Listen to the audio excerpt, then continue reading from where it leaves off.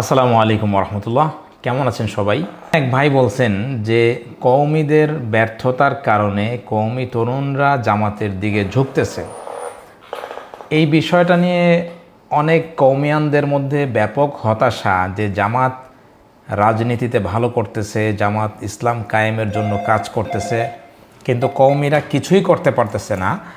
কওমি জামাত ৬৬টা seat পাইলেও কওমিয়ানরা এবার একটাও seat পায় নাই। মামুনুল হক সাহেবের দল 2টা সিট পাইছে, সেখান থেকে 2জন কওমিয়ান এমপি হয়েছেন। তো এই যে হতাশাটা কওমিয়ানদের, এই ব্যাপারটা নিয়ে আমি কথা বলবো এবং আশা করব যে এই ভিডিওটার পরে পুরা কওমি অঙ্গনে এই হতাশাটা থাকবে না।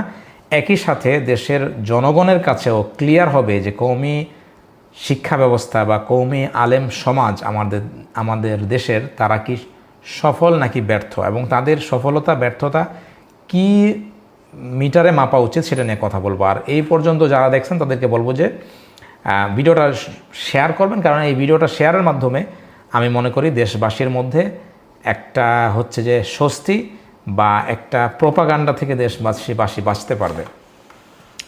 এবার আসি রাজনীতিতে কওমি মাদ্রাসার সফলতা না থাকার কারণে কি তাদেরকে ব্যর্থ বলা যায় কি না? উত্তর হইল না। কেন না? কারণ আপনাকে বুঝতে হবে যে কওমি মাদ্রাসার আলেমরা, বিশেষ করে ওলামায়ে দেওবন্দ, এটাকেই তো কওমি বলে, ওনারা কি কাজটা করেন অ্যাকচুয়ালি, আর জামাত কি কাজ করে।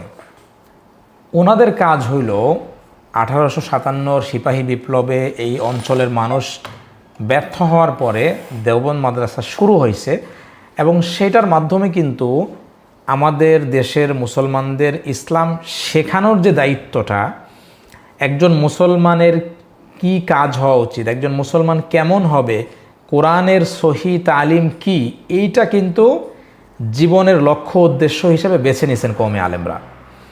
ওনারা খেয়ে না খেয়ে এই কাজটা করে যাচ্ছেন, এবং এই দেশের মানুষ, এই অঞ্চলের মানুষ তাদেরকে সহযোগিতা করে গেছে। জনগণ তাদের অর্থ দিয়ে সাহায্য করছেন। কিছুদিন আগে শায়েখ আহমদুল্লাহ একটা পোস্ট দিয়েছিল, সেখানে তিনি বলছিলেন তিনি যখন মাদ্রাসায় পড়েন, কওমি মাদ্রাসায়, তখন তাকে যিনি লজিং রাখছিলেন তিনি কাঁচা পেঁয়াজ আর পান্তা ভাত খাওয়ায় তাকে সাহায্য করতেন, মানে নিজের কিছু না থাকার পরও তাদেরকে সাহায্য করছেন। তো এইটা হচ্ছে মৌলিক কাজ, এবং আমাদের দেশের মানুষকে দিন শেখানো, তারপরে হচ্ছে মসজিদের খেতাবতের দায়িত্ব পালন করা, মানুষকে দিনের মাসলা মাসাইল বলা, এগুলোর কাজ ওনারা করে থাকেন, এটা হচ্ছে মৌলিক কাজ। অপরদিকে জামাত ইসলামের ভাইরা যেটা করেন খুবই ভালো কাজ।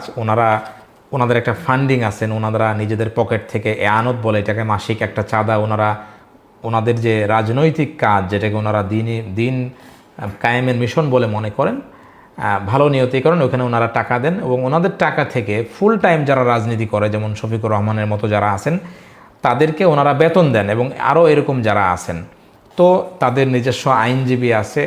তো তারা, রাজনীতিটা হচ্ছে তাদের মূল মেহনত, তাদের মূল কাজ। এখন কওমিয়ানদের সমস্যা হয়েছে এটা যে তারা তো ফুল টাইম কাজ করে, রাজনীতি করে তারা মানে পার্ট টাইম, অর্থাৎ যখন ইলেকশন আসে তখন তারা একটা নির্বাচনে একটা দলের সাথে তারা জোট করেন এবং তারপরে তারা নির্বাচনে দাঁড়ান। মানে ধরেন যে একটা সাধারণ জনগণ যেমন যারা ভোট দেয়, যারা ভোটার, তারা যেভাবে রাজনীতি করেন, কওমি মাদ্রাসার আলেমরা অনেকটা ওইভাবে রাজনীতি করে। এর মধ্যে কেউ কেউ কখনো কখনো সংসদে গেছেন, যেমন আমরা মুফতি আমিনী রহমতুল্লাহ আলীর কথা জানি, মুফতি শহীদুল ইসলামের কথা জানি রহিমাহুল্লাহ, মুফতি ওয়াক্কাসের কথা জানি। ওনারা জোট সরকারের, বিগত যে বিএনপি সরকার এবং জামাতের জোট, ওই জোটে ওনারা ইসলামী ঐক্য জোটের থেকে ওনারা এমপি হয়েছিলেন। এখন সমস্যা যেটা হয়েছে, জামাতের ফুল টাইম রাজনীতি করা এবং কওমি আলেমদের ফুল টাইম দিন টিকায় রাখার মেহনত করা, দুইটা যদি আপনি দেখেন তাহলে বুঝবেন যে উভয়ের কাজ ভিন্ন, যার যার জায়গায় সে সফল। এখন আপনি যদি ধরেন আপনি হচ্ছে বিক্রি করেন ম্যাকডোনাল্ডস, আপনি চিকেন বিক্রি করেন, আলু বিক্রি করেন, এখন যদি আপনি বলেন যে হচ্ছে অ্যাডিডাস তো জুতা বিক্রি করতেছে, আমরা তো জুতা বিক্রি করতে পারতেছি না, আমরা তো ব্যর্থ হয়ে গেলাম, তাইলে তো বিষয়টা হলো ওই রকম যে আপনার যেটা কাজ না, আপনি ফুল টাইম রাজনীতি করেন না, তাহলে পরে আপনি নিজেকে কেন ব্যর্থ মনে করতেছেন? দ্বীনি ইলম সংরক্ষণের কাজ তো হচ্ছে ইসলামের মৌলিক কাজ। কারণ আপনি দেখেন যে রাসূল সাল্লাল্লাহু আলাইহি ওয়াসাল্লাম মক্কি জীবনে 13 বছর শুধু দ্বীনের দাওয়াত দিয়ে গেছেন, তো ওলামায়ে কেরাম তো দ্বীনটাকে হেফাজত করতেছেন, ইয়াহমিলুনা ফি সুদুরিহিম, তাদের সিনার মধ্যে তারা কোরআনকে সংরক্ষণ করতেছেন এবং এইটার দাওয়াত মানুষের কাছে পৌঁছাইতেছেন। তো এটা তো মৌলিক কাজ। তো আপনি তো রাজনীতির মেহনতটা করতেছেন না। ফলে এখানে আরেকটা ব্যাপার যেটা হয়েছে, মওদুদী সাহেবের যে বয়ান, মানে ইসলাম দিনের মেহনত মানেই হচ্ছে রাষ্ট্র ক্ষমতায় যাওয়া, এটা ওনার বক্তব্য, ওইটাতে আমি সমালোচনা যাচ্ছি না। ওইটাকেই মূল ইসলাম মনে করা শুরু করার কারণে কওমিয়ানরা তারা এই ধোকার মধ্যে পড়ছে যে আমাদের তো কোনো অর্জন নাই, আমরা তাহলে কী করলাম। এবং কিছু প্রোপাগান্ডা তো আছেই, মানে জামাত ইসলামের অনেক সমর্থক তারা না বুঝেই আলেমদের উপর এই ব্লেমটা তারা দেন। কিন্তু জামাতের যে আমির শফিকুর রহমান, উনি কিন্তু বলছেন যে আমরা আলেমদেরকে ভালোবাসি, বা আমি শুনছি যে উনি একটা ডোনেশনও দিয়েছেন, ওনার যেই এমপির বেতনের টাকা ওইটা উনি কওমি মাদ্রাসায় দিয়েছেন, খুবই ভালো কাজ। বাট এই যে আপনি যদি উম্মার একটা অংশকে, এটা তো কেউই মনে করে না, বাংলাদেশের যারা মিলিটারিতে আছে তারা তো রাজনীতি করে না, তারাও তো দেশের জন্য সেবা করতেছে, যারা আমলা আছে তারা দেশের জন্য কাজ করতেছে। এখন যেইটা আপনার কাজ না সেইটা আপনি পারতেছেন না বইলা, বা সেটা আপনার দ্বারা হইতেছে না বলে আপনি নিজেকে ব্যর্থ মনে করা, এর কারণ হলো যে আপনার কাজটা কি আপনি সেটা বুঝেন নাই। পাকিস্তানের একজন বিশ্লেষক আছেন, একজন মানে ইসলামিক স্কলার বলা যায় ওনাকে, জাভেদ আহমদ গামিদি, যার বেশ কিছু বিতর্কিত বক্তব্য আছে, কিন্তু ওনার একটা জিনিস ভালো লাগে, সেটা হলো উনি যেই আলেমের ব্যাপারে কথা বলেন অ্যাকচুয়ালি তার যে ভালো কাজগুলো সেগুলো স্বীকার করেন। উনি বলছেন যে দেওবন্দের যে তাহরিক, উনি এটাকে আন্দোলন বলছেন, এটা মানব ইতিহাসের শ্রেষ্ঠতম আন্দোলন। অর্থাৎ ইংরেজরা যখন আলেমদেরকে হত্যা করে ফেললো, যখন দেখা গেল যে জানাজার নামাজ পড়ানোর জন্য আলেম পাওয়া যায় না, তখন যেই মেহনত শুরু হয়েছে ওইটার ফলে আজকে সারা পৃথিবীর মধ্যে সবচেয়ে বেশি হাফেজ বাংলাদেশে প্রডিউস হইতেছে। তো উনি বলছেন, উনি আলেমদেরকে অতটা পছন্দ করেন না, বাট উনি এখানে একটা অনেস্ট রিভিউ দিছেন। তো এই জন্য আমি বলতে চাই যে যারা কওমি মাদ্রাসায় পড়ছেন, কেউ কেউ জামাতে যোগ দিছেন, সেটা যোগ দিতে পারেন, জোট করতে পারেন, যেমন মামুনুল হক সাহেব পড়ছেন, বাট কোনো অর্জন নাই, এই যে চিন্তাটা, এটার মানে হচ্ছে আপনি এত বড় একটা অর্জনকে, যেটা আলেমদের মৌলিক কাজ, হাদিসে যেটা আসছে যে ইন্নাল উলামা ওয়ারাসাতুল আম্বিয়া ওয়া ইন্নাল আম্বিয়া লাম ইউরিসু দিনারান ওয়ালা দিরহামা ইন্নামা ওয়ারাসুল ইলমা ফামান আখাযা বিহাজ্জিন ওয়াফির। হাদিস থেকে বোঝা যায় যে আলেমদের মূল কাজ হলো দিন হেফাজত করা। নবীর ওয়ারিস আলেমরা এলমের ওয়ারিস। সো একজন আলেমের প্রথম কাজ দিন চর্চা করা। আজকে যে আমরা 4 ইমামকে চিনি, ইমাম আবু হানিফা, ইমাম শাফিঈ, ইমাম মালিক, ইমাম আহমদ ইবনে হাম্বল রাহিমাহুল্লাহ, তাদেরকে আমরা কেন ভালোবাসি? তাদের এলমের কারণে। আমরা ইমাম বুখারীকে কেন চিনি? এলমের কারণে, রাজনীতির কারণে না। রাজনীতি যারা করছেন বড় বড় ব্যক্তি ছিলেন, ইসলামের খলিফারা ছিলেন, সাহাবীদের মধ্যে খালিদ বিন ওয়ালিদ ছিলেন, তাদের ওই কারণে তারা মানে রাষ্ট্র গঠন করা বা রাষ্ট্রের ইসলামের প্রচার প্রসার করা, ওই কারণে তারা ফেমাস। সো যেটা আপনার কাজ না, সেইটা আপনার থেকে হইতেছে না বলে আপনি যে একটা হীনমন্যতায় ভুগতেছেন, তার বড় কারণ হলো যে আপনি কোথায় আছেন, আপনি দিনের জন্য কি করছেন, বা আপনার অঙ্গন তারা দিনের জন্য কি করছে, এটা আপনার জেহেনে মুস্তাহাজার নাই। এবং আমরা বিশেষ করে কওমি মাদ্রাসায় যারা পড়ে, তারা পূর্বের যারা ব্যক্তি ছিলেন, হোসেন আহমদ মাদানী, আবুল হাসান আলী নদভী, শিবলি নোমানি, তারপরে নদওয়াতুল উলামা, এই বিষয়গুলো কওমি মাদ্রাসার একটা বড় সমস্যা হলো, তারা উপমহাদেশের যারা পূর্বের আলেম তাদের জীবনী পড়ানোও হয় না, পড়তে উৎসাহিতও করা হয় না, ফলে তারা জানে না যে এই সিলসিলাটার, এই জাতির জন্য তাদের কি অর্জন, যার কারণে তারা হীনমন্যতায় ভোগে। এবার আসি যে জামাত ইসলামের যে রাজনীতি, তাদের যে অর্জন, তাদের যে ডেডিকেশন রাজনীতির জন্য, এটা খুবই ভালো। জামাত ইসলামের যে অর্জন, সেটা যদি বলি যে 1941 সাল থেকে তারা রাজনীতি করতেছে, দেশ ভাগের আগ থেকে, অর্থাৎ ব্রিটিশ আমল থেকে, অবিভক্ত ভারত থেকে।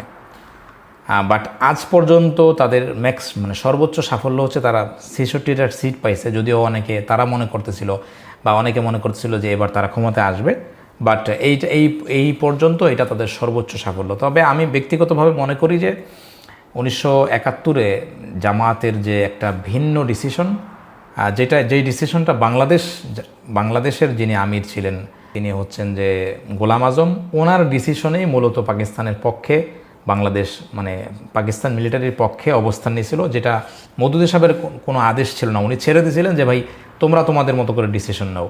তো সেই যে একটা ধাক্কা, একটা ভুল ডিসিশন আমি বলবো, সেইটার কারণে কিন্তু আজও পর্যন্ত জামাত বাংলাদেশের রাজনীতিতে এইটার কারণে তারা অনেক তাদের মানে অনেক কিছু অনেক পে করতে হয়েছে তাদের বড় বড় নেতা যারা মীর কাসেম, তারপর মীর কাসেম আলী, তারপরে গোলাম আজম, নিজামী, এদের আলী হাসান মুজাহিদ, এদেরকে ফাঁসি দেওয়া হয়েছে মূলত ওই জামাতের ওই ভুল অবস্থানটাকে কেন্দ্র করে।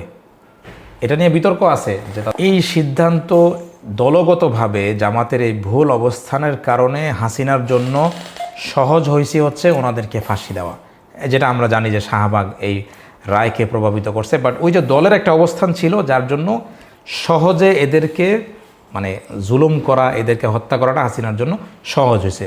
ওই জিনিসটা ওই জায়গাটাতে আজও পর্যন্ত যারা বিরোধী রাজনৈতিক দল তারা কিন্তু জামাতকে আঘাত করে যাচ্ছে। সো যদিও জামাতের অনেক সমর্থক মনে করে যে এটা তাদের ভুল ছিল না, বাট বাংলাদেশের মানুষ এটাকে ভালোভাবে নেয় নেই, যেটার কারণে জামাতের একটা বড় ক্ষতি হয়ে গেছে। আমি মনে করি ওই ভুলটা না করলে, মওদুদী সাহেবের ছেলে তো সরাসরি এই কথা বলেই দিয়েছে, ফারুক মওদুদী, যে যেই দল একটা দেশের জন্মের বিরোধিতা করছে এই দল এই দেশে রাজনীতি করার অধিকার রাখে না। এটা আমার কথা না, এটা ওনার কথা বা বামদের কথা। বাট এটা একটা প্রবলেম হয়েছে জামাতের জন্য ৭১ ইস্যুটা। তো এখন সেটা কাটায় ওঠায় জামাত ২৪-এর পরে একটা মোটামুটি বেশ ভালো চেষ্টা করছে। তো জামাতের এফোর্টটাকে, রাজনীতির জন্য তাদের ডেডিকেশনকে আমি অলওয়েজ সাপোর্ট করি। এখন সমস্যা যেটা হয়ে গেছে, এখন আসি যে কওমি আলেমদের যে রাজনীতি, এটাতে সাকসেস রেট খুবই কম। তো এটা কি করা উচিত কি না, এটা একটা ভালো প্রশ্ন হইতে পারে যে তাদের কি রাজনীতি করা উচিত নাকি বাদ দিয়ে দেওয়া উচিত। তা আমার মতে যদি ভালো মতো না করতে পারে, যেহেতু রাজনীতিটা ইজি কাজ না, এটার জন্য আলাদা পড়াশোনা করতে হয়, এটার জন্য আলাদা ফান্ডিং লাগে, এটার জন্য আলাদা ব্রেন স্টর্মিং লাগে, আমি মনে করি যে তারা রাজনীতিটা টোটালি ছেড়ে দিতে পারে। এখন ছেড়ে দিয়ে যদি জামাতকে সমর্থন দেয় কওমি আলেমরা, এটা জামাতের জন্য খুবই ভালো হবে এবং সবার জন্য ভালো। বাট প্রবলেম যেটা হয়েছে, এটা কেন করে না কওমি আলেমরা, বা এখানে এটা করতে গেলে বাধা কোথায়? এইখানে বাধা হইল মওদুদী সাহেবের লেখালেখি কওমি আলেমদের দৃষ্টিতে বা আহলে সুন্নাত ওয়াল জামাতের দৃষ্টিতে ওনার লেখালেখিতে কিছু সমস্যা আছে, বিশেষ করে নবীদের ক্ষেত্রে, সাহাবীদের ক্ষেত্রে তার লেখাগুলো যদিও সাধারণ দৃষ্টিতে, সাধারণ মানুষের দৃষ্টিতে বা মওদুদী সাহেবকে যারা ভালোবাসেন তাদের দৃষ্টিতে এগুলো ভুল না। বাট আমি একজন আলেম হিসেবে আমি যতটুকু ঘাটাঘাটি করে দেখছি, রাসায়েল মাসাইল, বা আমি সেগুলো আমার আগের ভিডিওতে ২০টা নাম্বার সহ দিছি, বাট এগুলোতে আমি ইন্টারেস্টেড না, এগুলো বলতে সমস্যা আছে। তো জামাতের সামনে এটা একটা প্রশ্ন যে জামাত যদি মওদুদী সাহেবকে ছেড়ে দেয় বা মওদুদী সাহেবের কিছু বই বাদ দিয়ে দেয়, তাহলে কিন্তু বাই ডিফল্ট বাংলাদেশের সমস্ত আলেমদেরকে, মেজরিটি 80% আলেমদেরকে তারা পেয়ে যাবে এবং সেই আলেমরা জামাতের পক্ষে কিন্তু জনগণকে উৎসাহিত করতে পারবে। তাইলে পরে জামাতের সাথে এখন আলেমদের যে লড়াইটা, এটা আর থাকবে না। বাট জামাত মওদুদী সাহেবকে সম্মান করে, এই জন্য মওদুদী সাহেবের ব্যাপারে কোনো ধরনের কম্প্রোমাইজ জামাত করতে পারবে না বা করবে না, যেটা আমি দেখে আসছি ইতিপূর্বে। সো যার কারণে কওমি আলেমদের পক্ষে জামাতকে সমর্থন দেওয়াটা কঠিন হয়ে যাচ্ছে। সো এখন এটা জামাতের সামনে বিষয় আছে যে জামাত কি ভবিষ্যতে মওদুদী সাহেবের ব্যাপারে কিছুটা কম্প্রোমাইজ করবে কিনা, এটা তাদের দলীয় সিদ্ধান্ত। আমি তো আর সেটার ক্ষেত্রে সেটাকে প্রভাবিত করতে পারি না, তার বাধ্যও করতে পারি না। সো এই ছিল বিষয় যে কওমি আলেমদের কাজ, কওমি আলেমদের মেহনতের জায়গা একটা, জামাতের জায়গা আরেকটা, একজন আরেকজনকে সহযোগিতা করতে পারে।